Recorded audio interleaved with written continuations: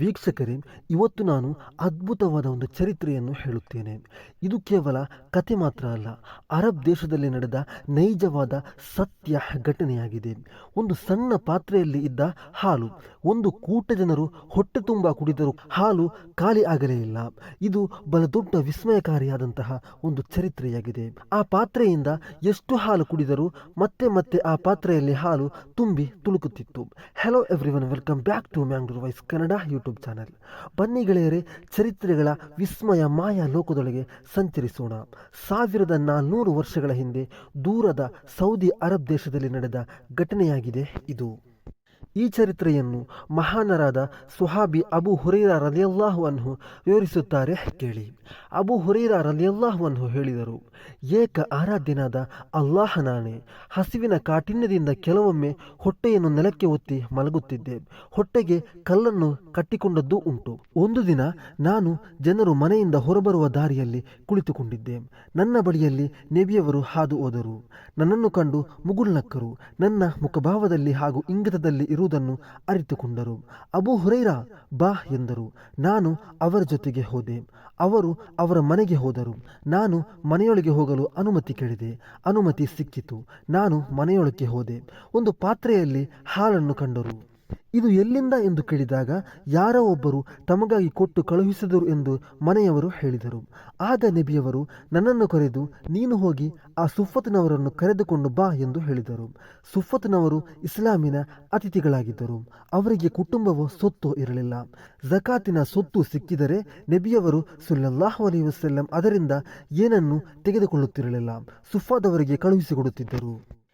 ಏನಾದರೂ ಕಾಣಿಕೆ ದೊರೆತರೆ ಅದರಿಂದ ಒಂದು ಪಾಲು ಸ್ವಲ್ಪ ತೆಗೆದುಕೊಂಡು ಉಳಿದದ್ದನ್ನು ಸುಫಾದವರಿಗೆ ಕೊಟ್ಟು ಕಳುಹಿಸುತ್ತಿದ್ದರು. ಆದರೆ ಇದೀಗ ಅವರನ್ನು ಕರೆಯಲು ಹೇಳಿದ್ದು ನನಗೆ ಸರಿ ಕಾಣಲಿಲ್ಲ. ಇಷ್ಟು ಸ್ವಲ್ಪ ಹಾಲನ್ನು ಅಷ್ಟು ಜನರಿಗೆ ಕೊಡುವುದು ಹೇಗೆ?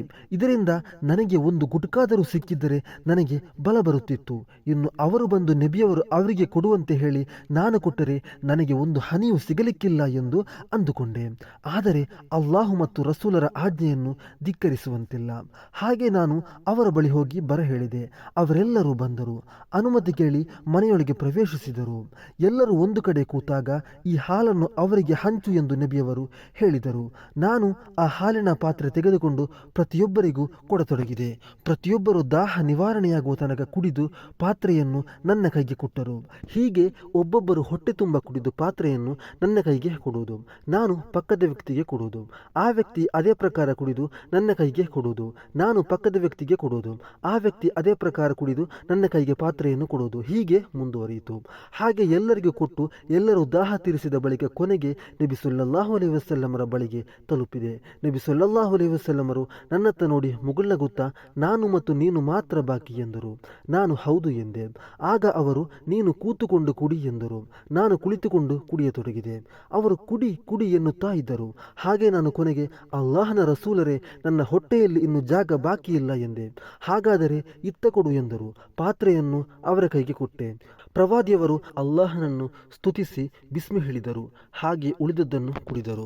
ವೀಕ್ಷಕರೇ, ಪ್ರವಾದಿ ಮುಹಮ್ಮದ್ ಪೈಗಂಬರ್ ಸಲ್ಲಲ್ಲಾಹು ಅಲೈಹಿ ವಸಲ್ಲಂ ಸಾಧಾರಣ ವ್ಯಕ್ತಿಯಲ್ಲ. ಅವರು ಅಲ್ಲಾಹನ ಪ್ರವಾದಿಯಾಗಿದ್ದಾರೆ.